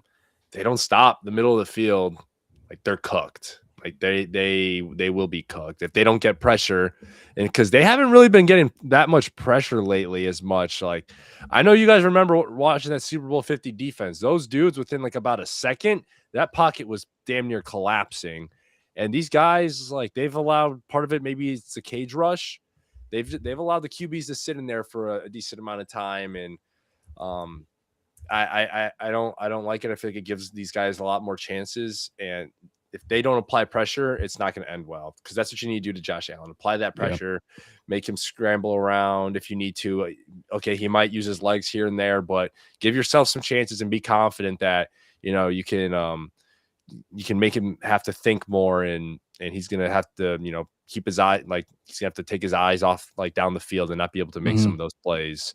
And if you need to keep a spy on him or something, like go ahead, do that as well. But yeah, do you think they will? Do you think they will spy Dak, or do you think it's if Josh gets out and rolls out or whatever, some play action or something, and decides to run, I would say they need some spy action. Maybe that'll be Dre Greenlaw or Alex Singleton's job, or maybe Hufanga or somebody, and bringing him down in the box or whatever. They do need a spy though in this game for sure. Well, what are the Broncos doing or not doing in this case to lose this game? Oh man, you could just turn the clock back to last game that we lost to the Bills in the postseason. Then they controlled the time of possession with 41 minutes to basically 18 of the Broncos. That's ugly. They ran this shit out of the ball on us, right? Josh Allen really didn't even have to throw the football. They ran 210 yards against us last postseason. So, and you look at how massive that offensive line is for the Bills. They kicked our ass in the trenches last season, and that's something that in this matchup, this coming Saturday, that cannot happen in terms of the defense. They need to win their matchups. Yeah. Otherwise, it's going to be a long game for us, and we're not going to be able to get on the field because they control the time of possession. Josh Allen might not even need to throw the damn football. It seems so simple, but it's like one of the biggest concerns going into Saturday, bro. What do you got, Dante? Yeah, I think the only way we lose this game is if we beat ourselves as far as turnovers go. Broncos actually have a negative turnover margin this year. There's only been 2 teams ever win a Super Bowl with a negative turnover margin on the year. So it's not territory you want to be in, especially we talked about the time of possession. So if now you're creating turnovers and giving the ball away, that's even less possessions. A 3-and-out to me is almost just as bad as a turnover because no time goes off the clock. You do nothing, and then you lose your field position. And we know Denver has possession, more than their fair share. Yeah, more than their fair share of 3-and-outs this year. So the thing that if they lose this game, it'll be Sean Payton overthinking it, trying to go big brain Sean, which he does do sometimes, putting too much on Bo's plate, and we go 3-and-out. Next thing you know, we're not scoring. Defense is holding their own, but eventually the Bills are going to score. And if we can't keep up, like the Jags, the game plan the Jaguars had against the Broncos, if the Bills can do that exact same thing, and that is a recipe to beat us. So that's what I'm worried of. Yeah, offense has got to keep that tempo going. Like up tempo. Yeah, you see Bo yelling at Sean. He's telling him to wake up. Have that next play ready. Keep the tempo going. Make sure this offense feels comfortable, and Bo feels comfortable. When Bo's in a rhythm, it's a wrap for the other team. Yeah, exactly. When he's in a rhythm, it's over for them until the fourth quarter. And you're right. There would be nothing more deflating than like, oh yeah, hey, Broncos are receiving, at the beginning of the game, 3-and-out. It's like, God, dude. No, dude. It's not just 3-and-out. It's first 2 after second down, timeout because we didn't get the play in yet. Oh my and then God, it's dude. 3 and out, and then that's when I just got. Stupid penalties. I just looked. I just Yeah. look at Killing the gun in drives. the drawer. I just look at the gun in the drawer. I'm just like, get it ready. I'm like, fucking Sean. Then you see Bo yelling at Sean again. I'm It's just like, like, load that thing. This is a messy relationship, but it usually works out for the most part, dude. I mean, like, before we get into the next topic real quick, if you would have hit me up online and said the Broncos are going 14-3 and getting the 1 seed, I would have blocked your ass. I would have been like, this guy's high off this guy is high out of his mind. The weed must be good out there where you're at, brother. I just want to take a second to say, like, dude, this season has been unbelievable. It has been a ride, bro. It's been nuts. So it's like, I guess we'll get to it when I get to my predictions, but I'm thankful that this season, I'm thankful for Sean Payton because, good God, where were we at with Nathaniel Hackett a couple years ago? Jesus Christ. We were laughing stock in the NFL. Remember that? Yeah. Just crazy. I'm thankful, man. Just up to this point, I feel good. I feel good And going our into owners. this weekend. Yeah, Oh, and the owners. Ownership has been a Best big owners in the NFL, and it shows. Trading for Sean Payton was a Dude, great. it is so funny because best over trade here in ever. Chicago, the Bears, like, they've been talking about this new stadium for the past, like, I swear, like 3 to 4 years or so. And like they bought this like plot of land, and then there's all these negotiations falling through and stuff. Now they're looking at like the northeast or northwest of Indiana. Crazy. I'm like, dude, we're about to have a whole training facility and brand new stadium built in the span of, and we just got new owners in the span of time that you guys started to just make plans for your new stadium. Well, that's that Walmart money. Yeah, that Walmart built. Just cut the check. Just cut the check. How much? Doesn't matter. Just cut. Because right now they're just negotiating. Like the Bears, like, oh, we'll privately fund the whole thing. They're like, but we want tax cuts. We want this. We want that. Broncos are like, we don't give a fuck. We don't give a shit about what the taxes are. Like, we got like this is chump change. Denver's like, the Broncos like, just pave a couple roads for us and we'll do the rest. Yeah. Seriously, I guarantee you too. I was talking to some people that are out here like in construction and shit, and they were like, I guarantee you these owners, they're gonna be paying double, triple, whatever, paying companies, work overtime, work weekends. We don't care how fast it gets done. Like that stadium is coming. It might even be coming even sooner. So that's what they do at the Bills, and that stadium looks nice. There's some YouTube videos where there's tours of the stadium. If the Broncos can build off of what the Bills are doing over there, it's pretty cool. Still an open stadium too in New York. It's got the Bills doing? Half turf on the outsides or the sidelines are all like artificial turf. The actual playing grass is grass. Okay. Heated field. Aerodynamics so the wind can't swirl in. That's crazy. It's crazy. They are tripping with like there's less seats. I don't know why you wouldn't make it a bigger stadium. There are less seats, which is and the seats are more vertical, like higher up, so that way you feel closer to the field. Which I understand it, but I kind of don't like it. I've sat in like places like those, and it feels really weird. You feel like you're about to fall. I 100% agree. I'm not a fan of it.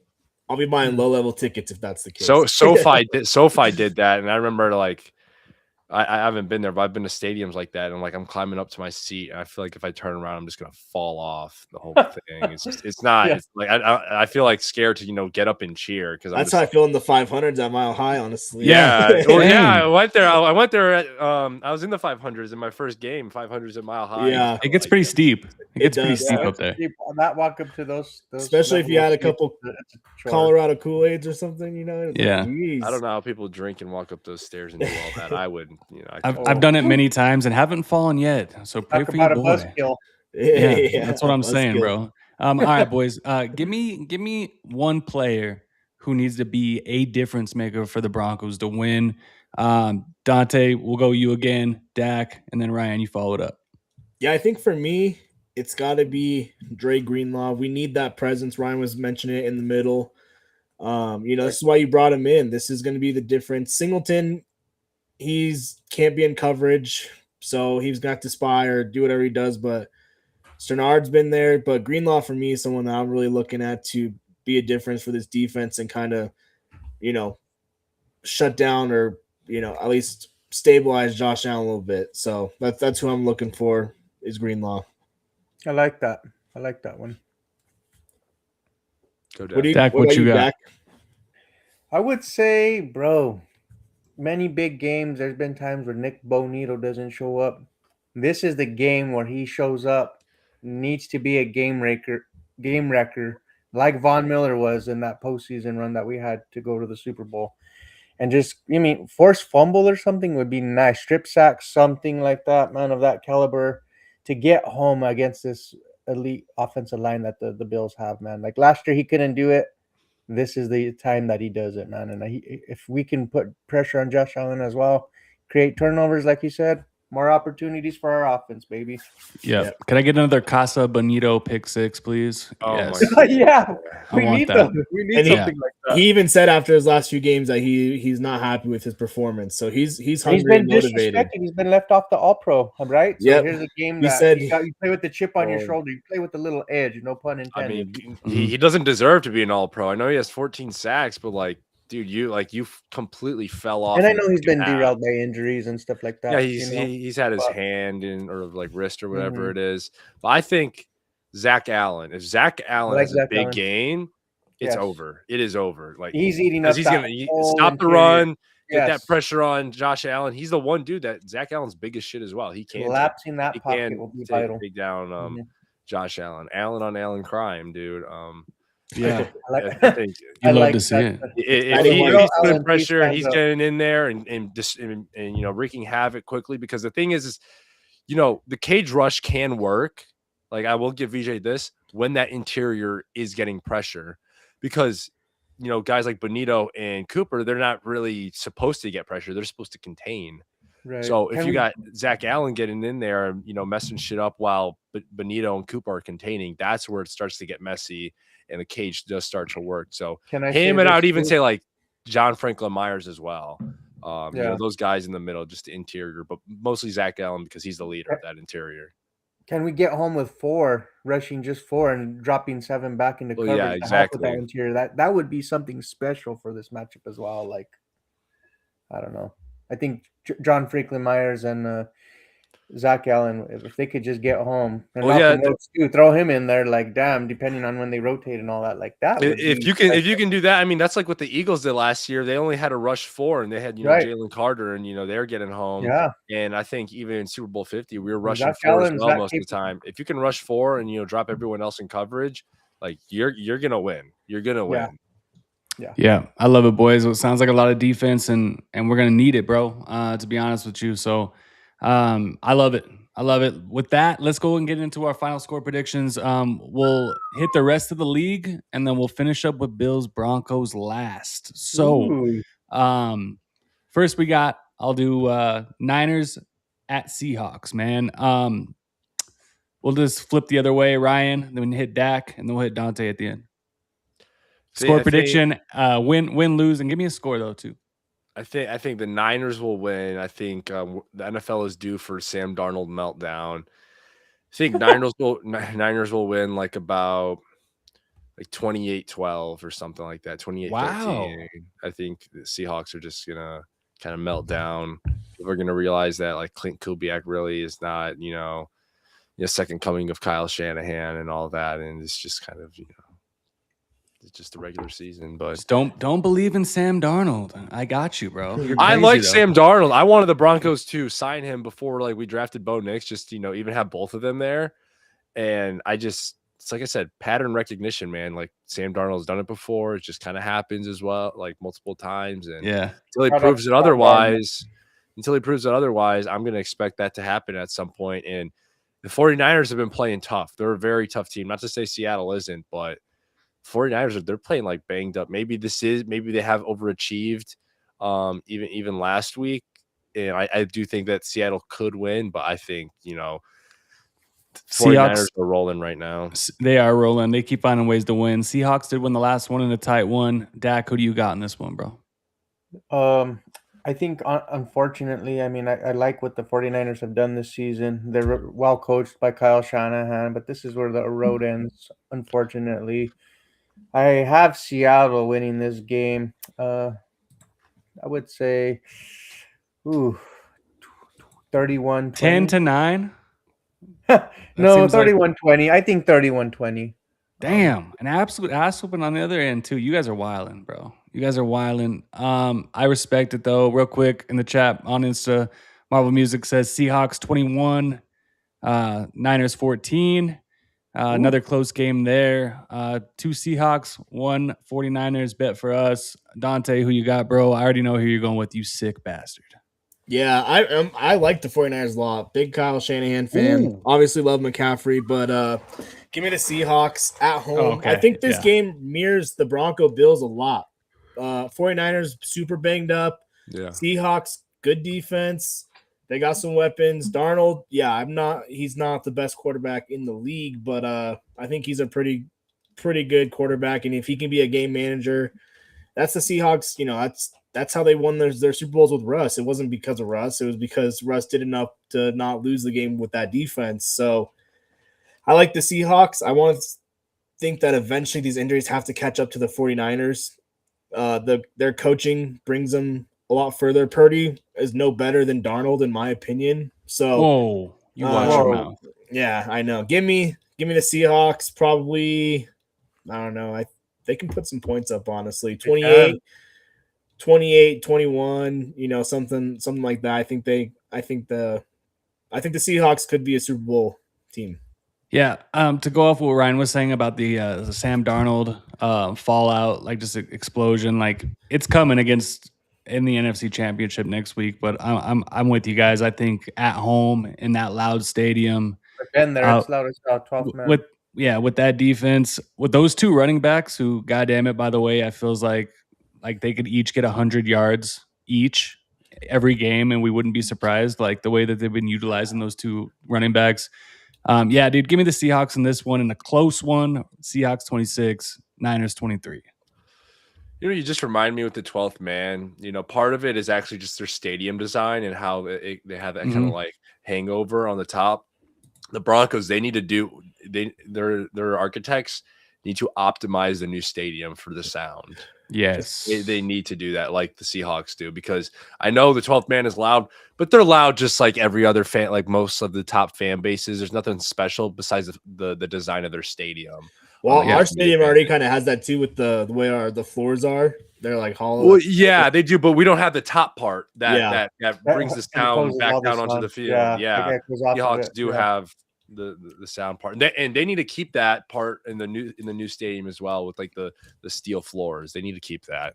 That would be freaking insane in a like dome. That'd be nuts. Yeah, like dome with the cover and stuff. Yeah, they need to keep that. Yeah, that'd be crazy. All right, boys. Next game. Let's hop into the next NFC one. Rams at Chicago. We already know, Ryan, we can skip you because you're picking Chicago, right? No, I'm picking the Rams. Oh. I think the buck stops here for Chicago. Just their defense is gas. I think the offense might be able to put up a good fight. They've been executing well, but we won't know until that clock hits 0, because the Bears, they can make it come back. They do have the advantage that it is going to be a cold weather game. Stafford's used to playing in the domes and stuff like that. We remember what happened last year when the Rams played against the Eagles. They stayed in the game. Ultimately, it was the cold that affected them quite a bit. I don't know what the weather is supposed to be like that day here. Right now, we're like kind of like in the 40s. Sunday, it's gonna be a high of 19 degrees. Ooh. So it's gonna be really cold, and it's gonna be windy. There's gonna be that wind chill going on as well. And I believe it's a night game, correct? It's a night game. It's a Sunday night game, yeah. Yeah. Sure. So it's gonna be cold as hell. I think I saw that kickoff's at 4:00. I think that's what I saw. Oh, is it? The times on Sunday are different, like 1 and 4, maybe 1:30. Yeah, my time, so 4:30. Yeah, Mountain 4:30. Oh, okay. Yeah. I mean, that's still mostly a night game though, with the time change. Hey man, it's still gonna be cold. Still gonna be cold regardless. Yeah. So did you give a score? Sorry, bro. I was checking. No. I'm gonna take Rams 30 and Bears like 15 or so. Dude, you love these. You love 2 blowouts in a row. Dude, listen. Chicago's secondary is not that good, and they're pretty gassed.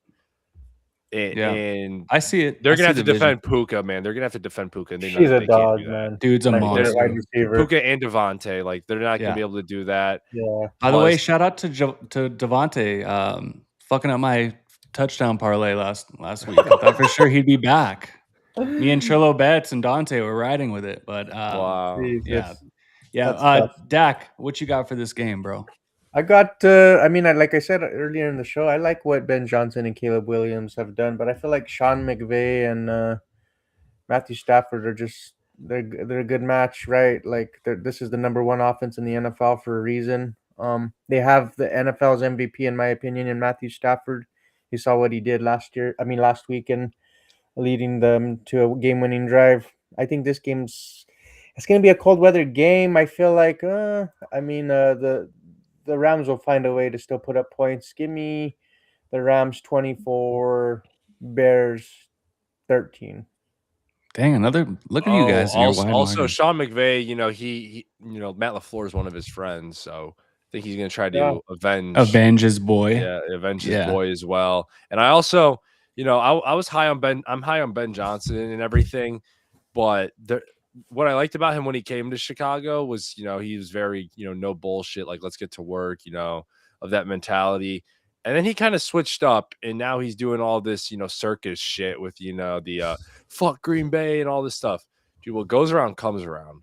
Like if that's your Super Bowl, man, you like the hype can only go for so long. Like coaches acting hype. I think that's why I go with the Kobe mentality of job's not finished. Like that's what Sean Payton's doing. He's like, hey, goal number one, win the AFC West. Then goal number two, he keeps on saying, he's like, we still got more to go. Still got more to go. This isn't the goal. This is not our Super Bowl. We want the Super Bowl. And Ben Johnson, it's good. It's good what he's done with his team and everything. Yeah. I know a lot of it is to get these guys to buy in, but there is a certain part of it of like, if you're changing the culture, don't expect these guys to always think it's going to be this rah-rah stuff. Like he's doing these high school chants from his high school football team. Like these are grown men, dude. When shit hits the fan and you can't be doing these high school chants, these guys are going to check out. Like they're grown men. Like, yeah, it's fun when you're winning. And then when shit gets tough and you're trying to do these chants again, these guys are going to see right through that shit. Yeah. So I think that's where it's going to kind of catch up to him. And I think it'll catch up to him this weekend. And I also really, really do not want the Bears to advance because I don't want to see a Bears Broncos Super Bowl. Fuck no. I know everyone's talked about that. Dante, you tagged me in that thing as well. No way, man. I'm not watching that. I'm not watching that. No, you guys don't understand it. I'm flying to Colorado for that game. I would not be able to watch it here. Like, there's no way. Yeah, that's fair. Dante, are you picking the Bears, bro? Yeah, sitting here listening to you guys talk, I'm going back and forth. I think the Rams are the better team. Stafford's the better quarterback. McVay's experienced in these situations. Rams defense is good. There's no reason they shouldn't win this game. But for whatever reason, I just feel like the Bears, sometimes when you're something special is brewing, it's hard to stop it. And I think that's what the Bears might have going right now. Similar to the Broncos as far as all these comebacks and they win these games they shouldn't be winning. So weather, Stafford outside, we've seen it versus the Panthers. They're lucky they're playing this weekend. Honestly, the Rams are. So give me the Bears. I think maybe they just keep riding the hot hand. Hey, some of these gimmicks, they, like Ryan said, they don't work forever, but ride them while they're hot. You know what I mean? So give me the Bears. I think probably a high scoring game if I had to guess. Oh, wow. Maybe, well, I mean the only thing is, like you guys said, it was gonna be a colder weather game, but we saw what the game was with the Rams and the Eagles last year, and the Rams gave them everything they could handle in that snowy ass game. So true. Yeah, no, I agree. But what you got for score? Yeah, I was gonna say maybe 31-28. I think it's gonna be a higher scoring game. A close one too. Yeah, all right, I definitely think it's gonna be close. Yeah, I'm gonna be right there in the middle. Rams 28, Chicago 24. Caleb Williams, it's not your time now, but it might be in the future. I don't know yet. We'll see. Yeah. I like that Ben Johnson over there. Texans, Patriots, boys. Dak, you start us off on this one, bro. Yeah, I like this matchup, but I like also what the Patriots have done. And a lot of people kind of shade the Patriots, for not really playing any elite defenses, but Drake May went up against a good defense just last weekend and showed that he's capable of making plays when he needs to. Give me the Patriots at home. Man, what does the weather look like with this one? And spreads 3.5. Ooh, this will be a low-scoring game. Give me the Patriots 21-17 over Houston. I like the Patriots offense just a little bit more than the Texans offense, if I'm being honest. You said Patriots 28. Patriots 28, Houston 21? 21. Patriots Okay. 21 and Houston 17. Oh, 21-17. Okay. Yeah. I feel you. I feel you on that. Yeah, I don't know, man. That Houston defense is for real. And if I had to take my choice between the Broncos defense and the Houston defense right now, I'm taking Houston. I just am. Those guys are playing on a different. I know they just played old man Aaron Rodgers. I don't care. You went on the road. You got to pick. I Just pick spanked him, six. Just I don't know, dude. I like those big outside linebackers. That's the one thing. Yeah. Like I know Danielle Benito. Hunter, I like yeah. Benito and Cooper, but those dudes are massive. Those guys are like Von Miller, They can DeMarcus move. Ware size like that, and they're moving. Yeah, and they can move. Ryan, who do you got for that game, bro? I'm gonna take the Patriots as much as I really don't like them, and I do believe in the Texans defense a lot. Just seeing CJ Stroud just barely escape the Steelers with all those turnovers, and I don't think he's got Nico it. Collins is out for this one too, right? Oh, is he? I think so. He didn't come back after that injury. They might have lost him. We're gonna have to check tape on that. But It's definitely wraps if he can't go in there. But I still think it's going to be pretty low scoring because of the defenses, but mostly because Houston's defense is just very good, and then the Texans' offense is really not that good. And I'm gonna take the Patriots. I'm gonna take about them 18 to 15. that is very gross, but I can definitely see it happening. I can definitely see it happening. Dante, what you got, man? Yeah, this is a tough one. Again, but if honestly we're talking here, the team I'm most afraid to play would be the Texans for whatever reason. I think that their defense is really good. Yeah, I like the Broncos defense. Give me the Broncos defense over them. But for whatever reason, just a solid, they're a solidly coached team, and their offense does good. Marks, he's not the best running back in the world by any means, but he has good games. Stroud's getting better and better. The Patriots' time will come, but I think their lack of weapons could catch up to them this game. Running backs, Rondre Stevenson had a big game last week, but he's kind of inconsistent. Same with Henderson. So give me the Texans, probably like you said, low scoring game. But if that's the case, that Broncos Texans matchup next week would be very interesting. It'd be fun to watch in Denver this time around, though. With CJ Stroud playing the whole damn game, we'd beat that ass. We'd beat that ass, dude. Yeah, this time I think we'd beat that ass. There's maybe 20-17. I can fuck with that. Yeah, I like that score. Yeah, Texans. Yeah. Zev? I think he's frozen. He's frozen. Ed's probably taking the Patriots if I had to guess. Ooh, the Patriots. Ooh, yeah. The other thing about that game is, Drake, all these quarterbacks, Bo Nix, Caleb Williams, Drake May, they're still relatively super young in their careers, and their playoff experience is very minimal. So we're putting a lot of faith into some of these young quarterbacks. Yeah. There's, Stroud, he's not that experienced himself either, but he's been there a little bit in the playoffs. He's got a few wins. Yeah, he's got a few wins in the playoffs. So this is the home field advantage. We're going to find out how big of a deal it is because the three young quarterbacks get the home field advantage. So we're going to find out if the defenses are, they say defense wins championships. We're gonna test that theory, I think, this weekend. I like that you said that you take the Broncos defense because we did win the head-to-head. Remember that goal line stand too that we in Houston. That goal line stand that we had in Drake Greenland was a big part of that.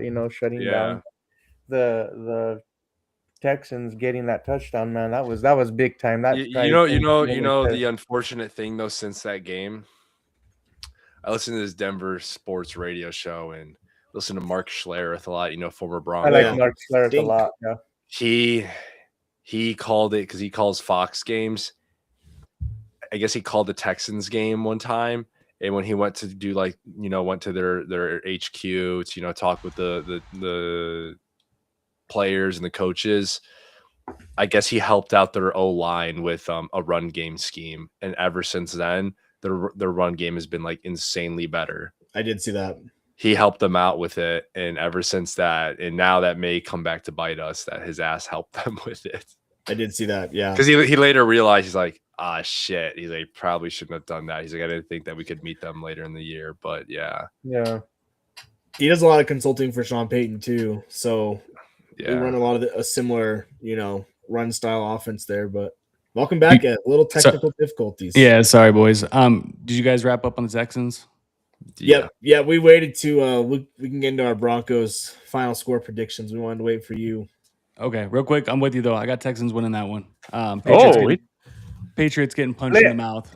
2-2. Dante thought you would take the I thought you were going Patriots. Patriots. My bad. No, I'm taking Texans. That defense is for real. I don't care. That shit travels. We saw it in 20. I mean, we've seen it just too much. I think that I've just seen enough. If Nico Collins is out, that hurts. But they went wide receiver in this last draft. Got some playmakers. So Higgins is nice. Yeah, I'm good with it. Christian Kirk, bro, 144 yards. Charlie Kirk. Yeah. Charlie Kirk.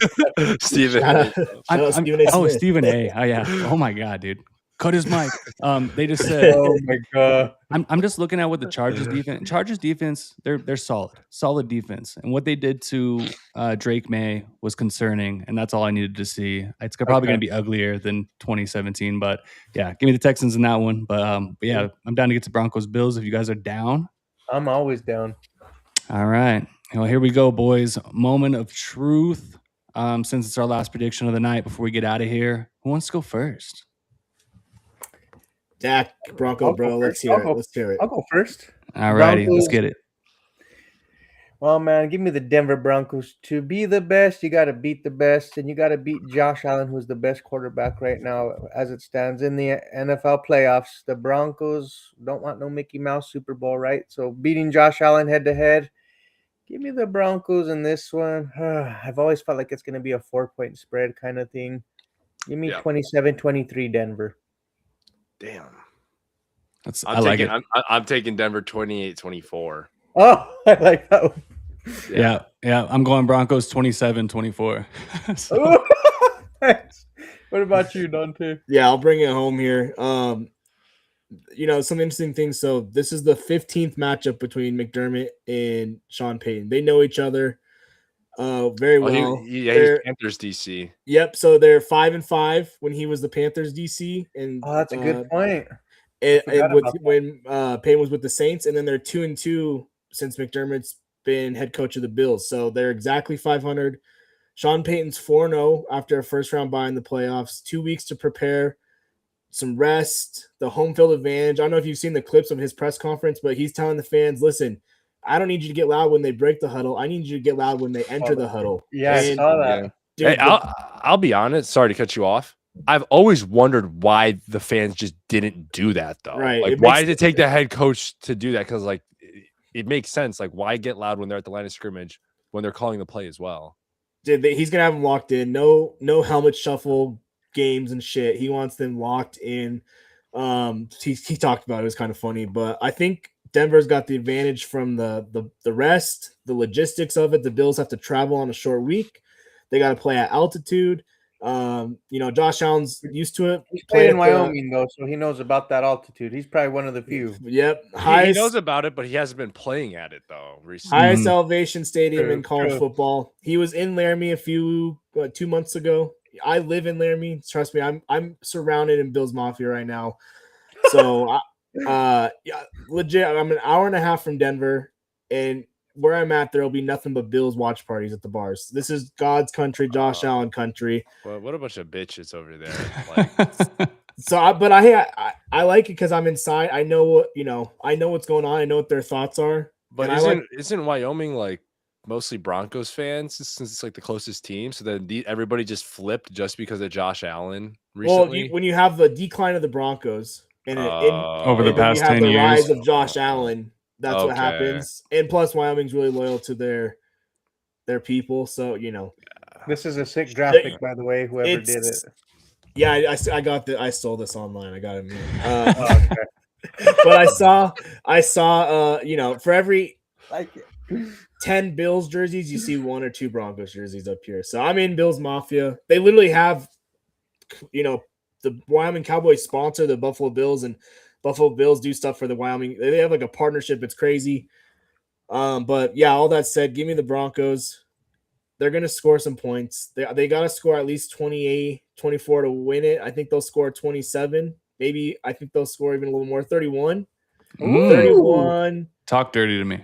31, that 20, shit. 21. Honestly, I think Denver I think the Bills are going to the injuries are going to catch up to them. And I think this is going to be a game I where love it. Sean Payton flexes it. And let's fucking go. Yeah, I'd love to see just Bo Nix absolutely make a name for himself because everybody this week has just been talking Broncos defense, Josh Allen. Broncos defense, Josh Allen. Yeah. Like, you guys forgot about this dark motherfucker Bo Nix. Game-winning Dude, that you drives stare in this his season, you stare in his eyes and it's just darkness, man. Yeah. Like that's the thing with Bo Nix is he goes into a different mode and people no one's remembering that. Like, yeah, Josh Allen is a man on a mission. And I know some people are like, "Oh my gosh, like you're talking about Bo Nix?" Yes, dude. If yes, we get the Bo Nix from that Packers game, it's a fucking wrap, dude. Yeah, and that's why I said 31 points because we've seen we can score points. We in the games where we do good is when we score a lot of points. If this is a 17-20 game, we lose. We're not winning a dogfight.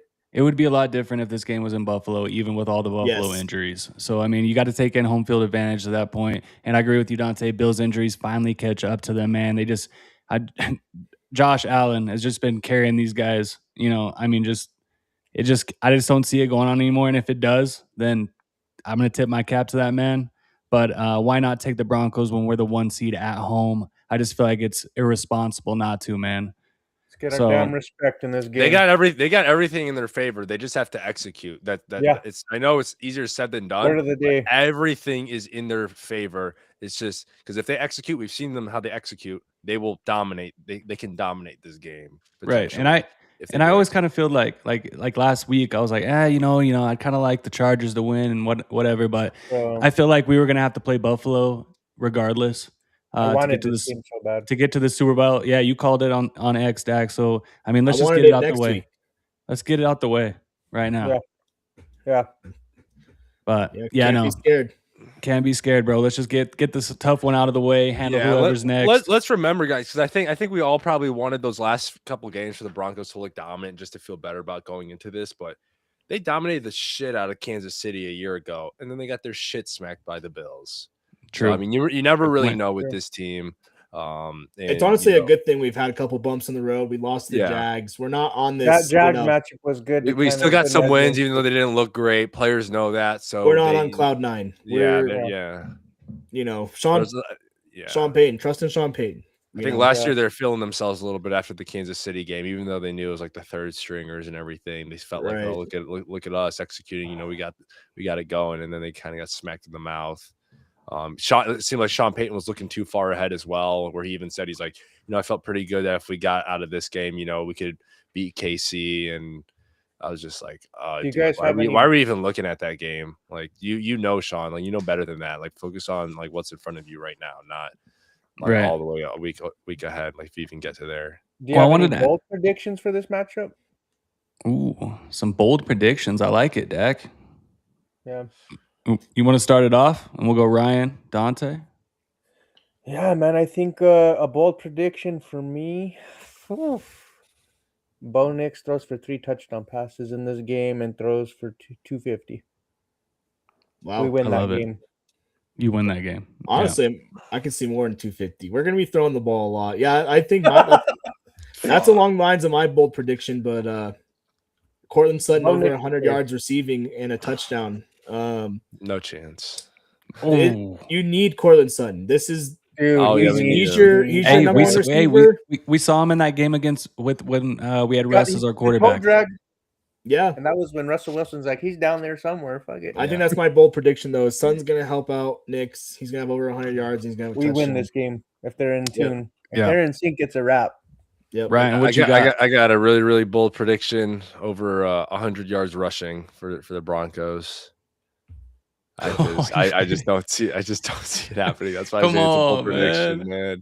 I think Sean's gonna give up on that shit, and he's gonna start to get really fucking horny. He's gonna see a shootout opportunity.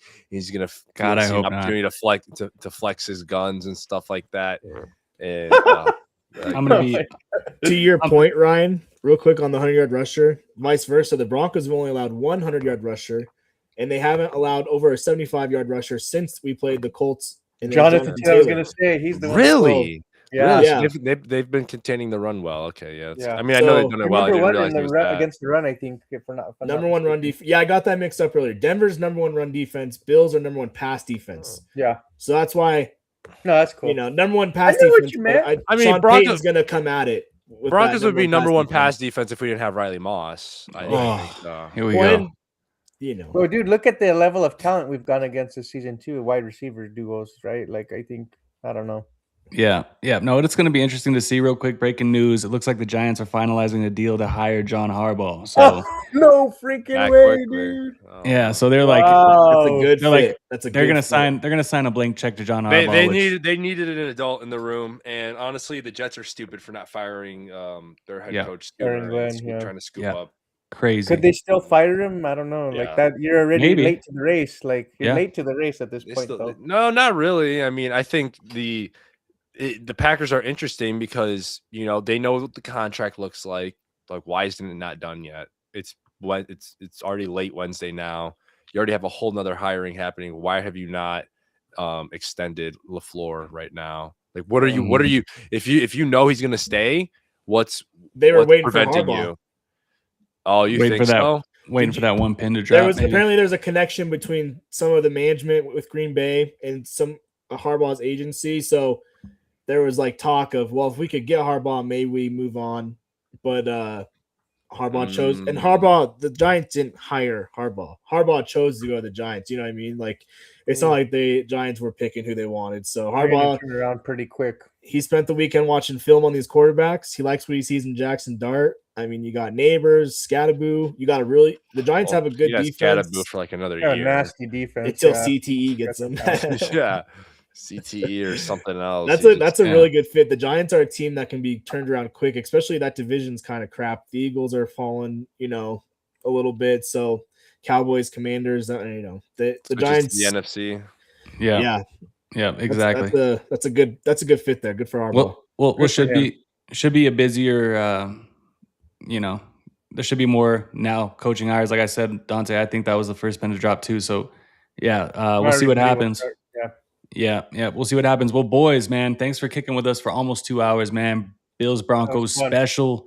We all got the Bills winning this one, and hey, if the Broncos do fall short, man, what a fucking season. We'll be on to talk about it next week, but I hope that's not the case. But if they are, we'll just have to talk about it next week because it's not right now, baby. This was fun. Yeah, man. Hey, shout out to Ryan, man. Broncos Unfiltered, bro. Shout out to Dak with the Orange and Blue Network, Broncos Bros and the Buckham Podcast. Thank you. Yeah, man. Give those guys a follow on Twitter for sure. But until then, man, if we come out on top this week, we might need to find a way to get you guys on one more time. So, and especially if we're Super Bowl bound. So let's go. We'll cross that bridge when we get there, boys. Yeah. But I appreciate you guys out there, man. Me and Dante will be back, hopefully with Trillo Bets on Monday. But until then, man, we'll see you guys later.